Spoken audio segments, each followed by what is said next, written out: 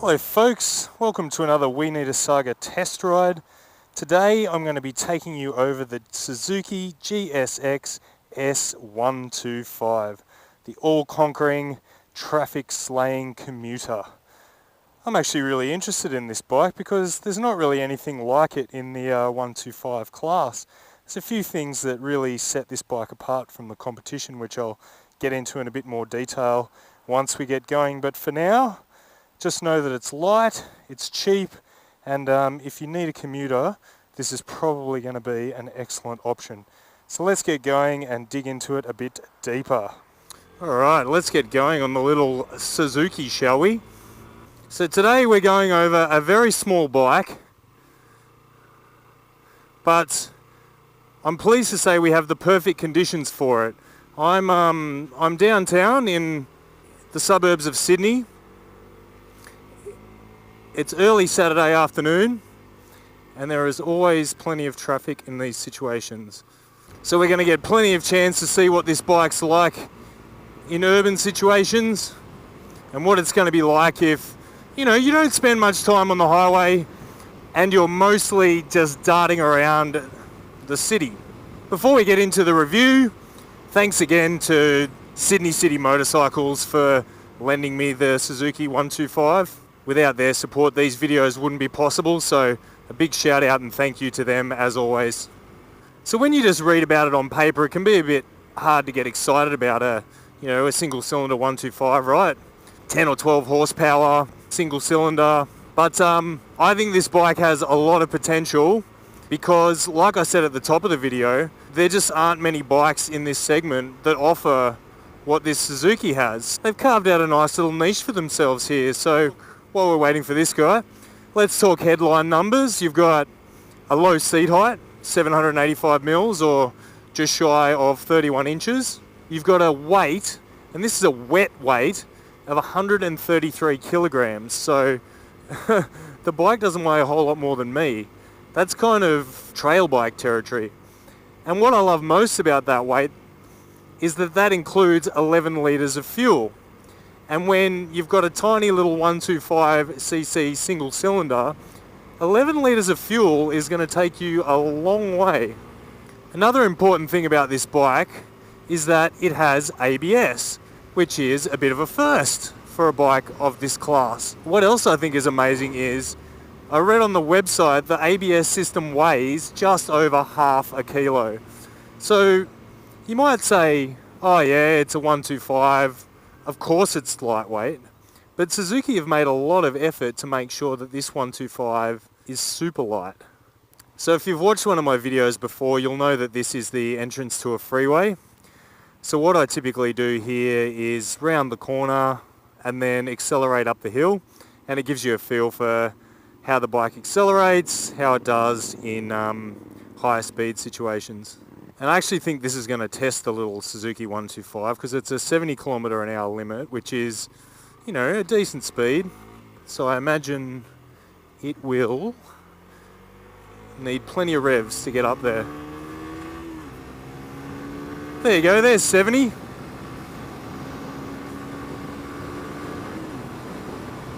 I'm in fifth now.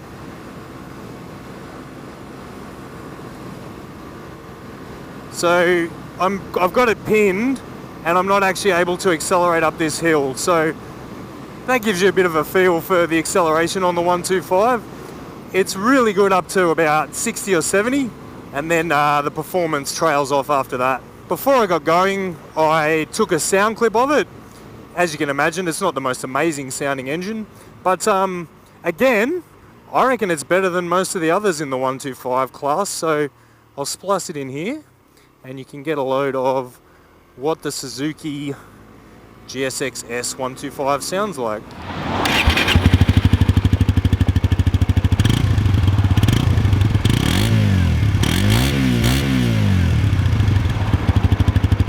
So we've talked about the engine. As you can imagine, 125, not blistering acceleration, but I'm actually really pleased. I think for its intended purpose, bike's going to do well. The gearbox that it's mated to, it's very light, it's very slick. This bike is literally brand new. It's got 20 kilometers on it. and the gearbox feels great. It's nice and slick, it's got a light clutch, it's got a light lever action, nice and easy for getting around town on. I'm actually pretty impressed by the ride quality as well. I'm about 90 kilograms with gear on, and as you can imagine, this is non-adjustable suspension, but the ride quality is nice.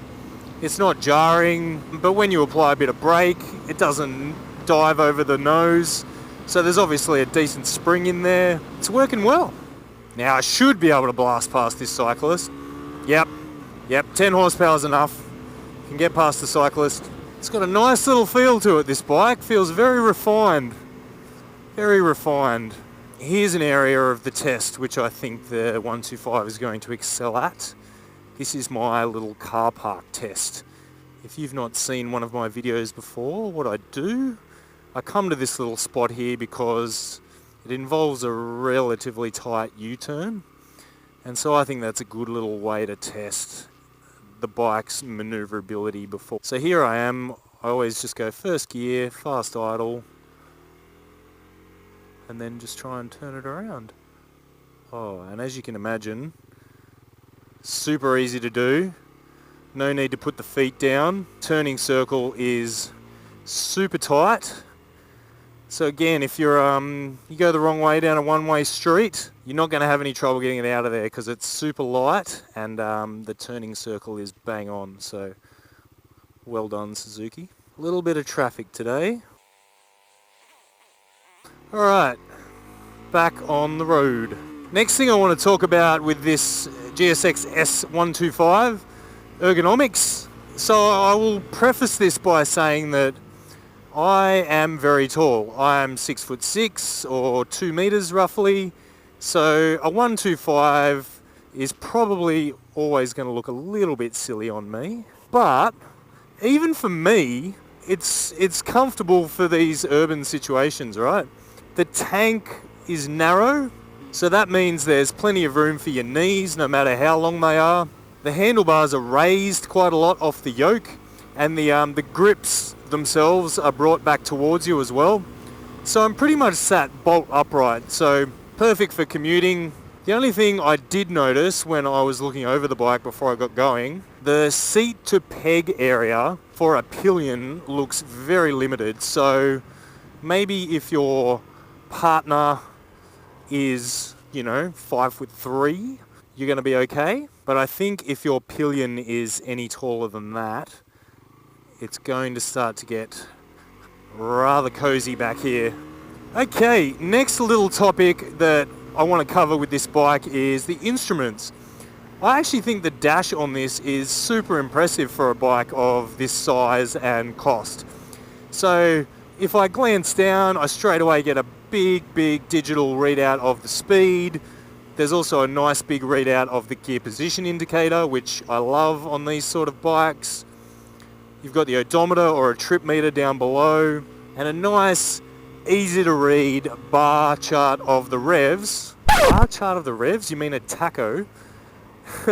It's got a nice tacho across the top of the dash as well. So, it's fairly basic, but it's got all the information you need. Oh, it also has a fuel gauge. It's got all the information you need, well laid out, and just generally high quality, I would say. So here's a bit of a sticky one for the 125. Trying to merge. No worries. No worries. Did it easy. Ooh, mate. Glad he looked twice. Oh, not quite enough room. Come on, can you ease forward, lady? Can you ease forward? Please, please. Thank you. Thank you. Okay, a little downhill acceleration test. Back onto a transit road.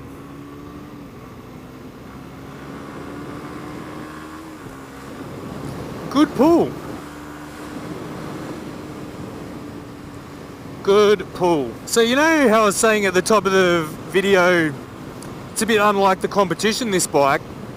I might explain a bit more what I'm talking about with that. So you got the Grom, right? And the Kawasaki Z125. Now if you're a stunter, sure, you might like the fact that the Grom and the Z125 weigh about 25 to 30 kilos less than this bike.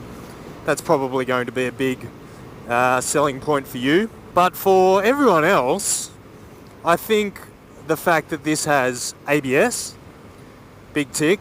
The others don't have that. This bike has an 11 litre fuel tank. So like I was saying, if this is a real tool for you and you do a lot of commuting, the fact that you don't have to fill up anywhere near as often is going to be fantastic. And just the other nice little fit and finish features I was talking about earlier as well. You know, you got the digital dash, you got LED lights, and you know I was talking before about the fanatical attention to saving weight. The LED lights are a good example of that. So apparently they used LEDs because, you know, they use 10% or 15% of the power of a normal bulb. And so that means you don't need as big an alternator, which means less weight. So all these little careful details that they've paid attention to have all contributed to a really good little package. I'm actually pretty impressed. The only thing I'm noticing at this point that I would probably caution new riders on, if you're used to a bigger bike and this is a commuter bike, just be a little careful with the brakes when you get started, because I think the combination of, you know, narrow tyres, relatively small brake disc, the stopping power is not huge. So obviously you don't want to give yourself a fright by following somebody too closely and scaring the life out of yourself. So like this, wouldn't want to get much closer than this, I would say, just in case.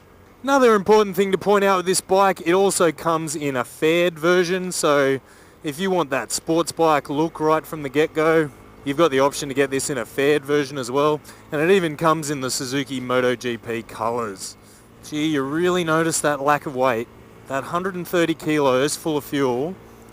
I've got a blinking fuel light, so I'm at probably more like 120 kilos right now, plus me. It's so nimble. And, you know, if a pedestrian jumps out in front of you, you know, you'll be able to dart it out of the way, no worries. Very, very impressive. Like, in terms of easy to live with city bike, very good. I think I've got a nickname for it. I think if you're in the Deliveroo crowd or Uber Eats or one of those type things, 125 motorcycles seem to be the weapon of choice. So I tell you what, if you Deliveroo or Uber Eats, get yourself one of these, man. These are the bomb. And I have ridden one of those CB125s, the Hondas, the carbide Hondas, and this is in a different league, man. This is definitely a better bike than the CB125. So yeah, it's a little bit dearer, but man, it's going to make those city journeys a whole lot more pleasant, I can tell you right now. He's there.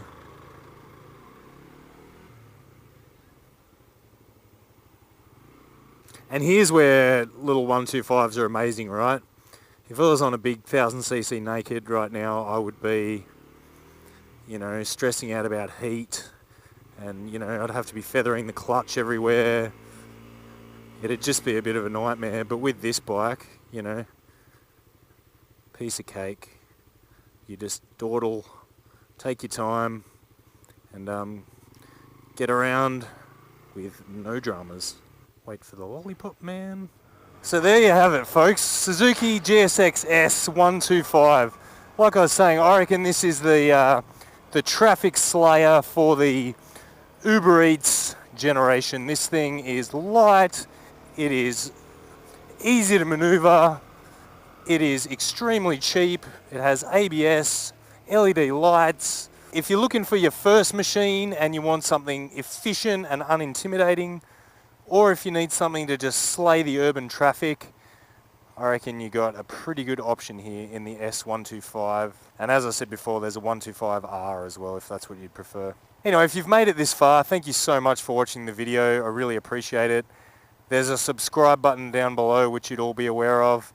If you haven't already, I'd really appreciate it if you hit that subscribe button. Helps me a lot. And if you want to know anything else about the GSX-S125, leave me a comment below and I will do my best to answer it for you. That's all for this one. Thanks for watching, guys, and I will see you next time.